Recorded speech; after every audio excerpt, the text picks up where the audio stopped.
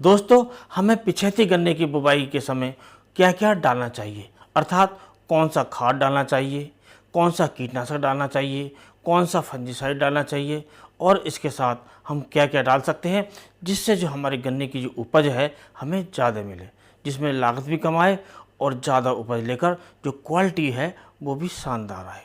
तो दोस्तों, इसी के बारे में जानेंगे और शुरू करने से पहले आपसे अनुरोध है, यदि आप चैनल पर नए हैं तो चैनल को अभी सब्सक्राइब कर लें, वीडियो को लाइक कर दूसरे किसान दोस्तों में शेयर करें। तो दोस्तों, जब हम पिछैती गन्ने की बुवाई करते हैं और ख़ासकर ये बुवाई जो होती है वो होती है गेहूं की कटाई के बाद। जो हमारे गेहूं के किसान हैं, गेहूं की फसल करते हैं, उसके बाद वो जुताई खुदाई करके उसमें उसकी जो गन्ने की जो बुवाई करते हैं तो ये पिछैती बुवाई करते हैं। तो दोस्तों, ये खास समय तो नहीं होता है क्योंकि इसकी जो बुवाई अधिकतर होती है वो अप्रैल के लास्ट में होती है या मई के शुरू में होती है और ये जो समय होता है ये काफ़ी लेट हो जाता है और जो हमारी जो फसल है अधिकतर हमारे किसान भाई यदि ध्यान नहीं दें तो ये फसल अच्छी नहीं हो पाती और इससे जो उत्पादन है वो ठीक से नहीं मिल पाता। अब ऐसा क्या करें कि जो हमारा जो उत्पादन है वो हमें ज़्यादा मिले, अर्थात जो हम लेट गन्ने की बुवाई करते हैं, पिछैती गन्ने की बुवाई करते हैं, उससे जो हमारा जो उत्पादन है वो हमें शानदार मिले और उसकी क्वालिटी भी शानदार आए और कुल मिलाकर उससे हमें ज़्यादा मुनाफा मिले। तो दोस्तों, जब हम अपने गन्ने की बुवाई करते हैं तो सबसे पहले बात आती है कि इसमें कौन कौन से फर्टिलाइज़र प्रयोग करने चाहिए, कितनी मात्रा में करने चाहिए। और दोस्तों, इसका जो कायदे का जो सौदा है, अर्थात जो सही तरीका है वो है मिट्टी की जांच के बाद। जब हम मिट्टी की जांच कराते हैं तो उसमें हमें पता लग जाता है कि इसमें नाइट्रोजन हमारी ज़मीन में कितनी है, फास्फोरस कितनी है और इसमें पोटास कितनी है। तो उसी के अनुसार हमें फर्टिलाइजर्स का प्रयोग करना चाहिए।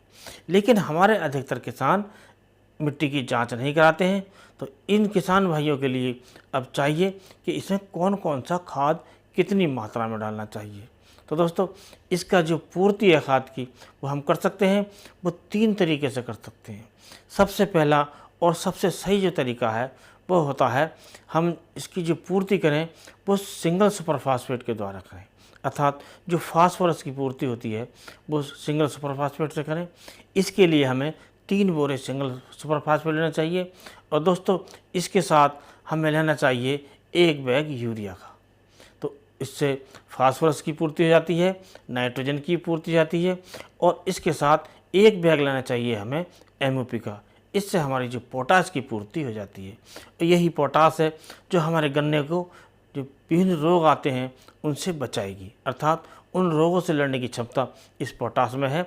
यदि हम पोटास की पूर्ति अपने गन्ने में करते हैं तो उसमें रोग कम आते हैं और हमें जो उपज मिलती है वो ज़्यादा मिलती है।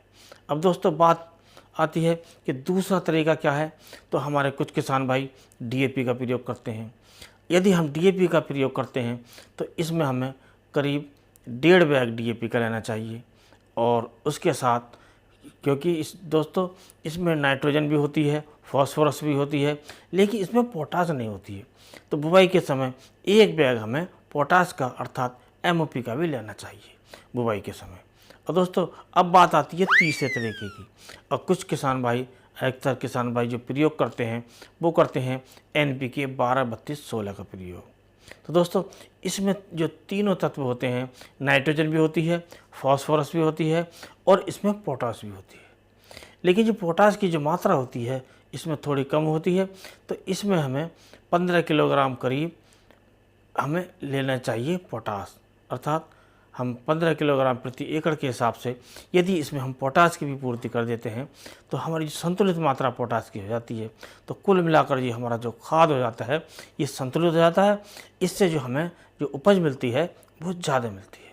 अब दोस्तों, हमने खाद की पूर्ति सही तरीके से कर दी, संतुलित मात्रा में कर दी और जो तीनों पोषक तत्व हैं इनकी पूर्ति कर दी। तो यही काफ़ी नहीं रहते हैं, हमें बाद में और भी कई चीज़ों का ध्यान रखना होता है। अब होता है जो कीटनाशक का। तो कीटनाशक हमें कौन सा प्रयोग करना चाहिए। तो दोस्तों, इसमें जो हम बुवाई के समय कीटनाशक प्रयोग कर सकते हैं वो हम कोराजन का भी प्रयोग कर सकते हैं और जो आता है आपका जो इमिडाक्लोप्रिड प्लस फिप्रोनिल, इसमें इमिडाक्लोप्रिड 40% होता है, फिब्रोनिल 40% होता है। इन दोनों का कॉम्बिनेशन आता है। ये सीरासागी के नाम से आता है, लिसेंटा के नाम से आता है, पोलिस के नाम से आता है, और भी कई कंपनियों का आता है। हम कोई सा भी प्रयोग कर सकते हैं और इसकी जो मात्रा हमें लेनी है बुवाई के समय वो लेनी है 200 ग्राम। तो इस प्रकार हम कीटनाशक का प्रयोग करके अपनी फसल को जो विभिन्न प्रकार के जो कीट होते हैं उनसे बचा सकते हैं और अपनी फसल से ज़्यादा उत्पादन ले सकते हैं। अब दोस्तों बात आती है जो इसमें जो प्रयोग होता है आपका जो फंजीसाइड, तो फंजीसाइड का हम कौन सा प्रयोग करना चाहिए। तो दोस्तों फंजीसाइड का तो सबसे बड़ा तरीका यही है कि आप जो गन्ने का जो बीज है, जो गन्ने का टुकड़े हैं, उनको किसी अच्छी फंजीसाइड से ट्रीट करें, अर्थात बीज शोधन करें। बीज शोधन के लिए आप जाना पहचाना जो कार्बोनाइजिन 50% के रूप में आता है, जिसे हमारे अधिकतर किसान भाई बाविस्टिन के रूप में जानते हैं या और किसी कंपनी का भी ले सकते हैं, तो उसका प्रयोग हमें पानी में घोलकर अपने गन्ने के टुकड़ों को करीब आधा घंटा भिगो कर रखें और उसके बाद बुवाई करें।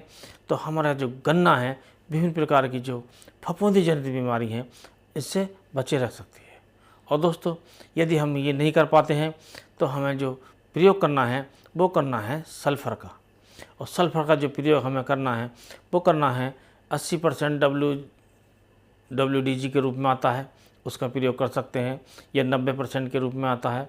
उसका हम 5 किलोग्राम प्रति एकड़ के हिसाब से यदि इसका प्रयोग करें तो हमारी जो प्रयोग है इससे जो विभिन्न प्रकार के जो फर्टिलाइज़र के तत्व हैं उनकी पूर्ति हो जाती है।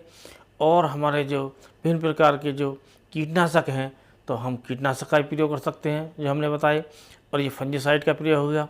कुल मिलाकर इनका जो प्रयोग करके हम अपने गन्ने की जो पैदावार है वो ज़्यादा ले सकते हैं, क्योंकि इनका प्रयोग करने से जो हमारे जो गन्ने का जमाव है वो भी ज़्यादा होगा, गन्ने का जो फुटाव है, गन्ने के जो कल्ले हैं, गन्ने का जो कलर है वो भी अच्छा रहेगा, और विभिन्न प्रकार के रोगों से भी हमारा गन्ना बचा रहेगा। तो इस प्रकार हम पिछैती गन्ने में इन चीज़ों का प्रयोग करके अपने गन्ने की जो पैदावार है वो काफ़ी बढ़ा सकते हैं और ज़्यादा उपज ले सकते हैं। तो दोस्तों आज के वीडियो में इतना ही। अगले वीडियो में नए टॉपिक के साथ फिर मिलते हैं, तब तक के लिए नमस्कार।